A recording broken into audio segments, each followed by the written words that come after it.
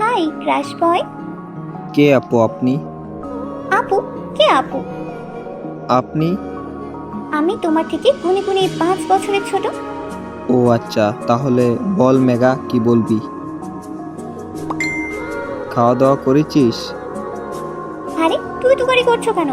তুই না বললে আমি তোর থেকে 5 বছরও বড়? আচ্ছা বাদ দাও, একটা কথা বলার ছিল। কি কথা? I love you. কি? I love you. কেন? কি কেন? আই লাভ ইউ কেন? ভালোবাসি তাই। আমি বাসি না। সমস্যা নেই, বিয়ের পর বাসবা। কখনো না। I love you, I love you, I love you. না না না।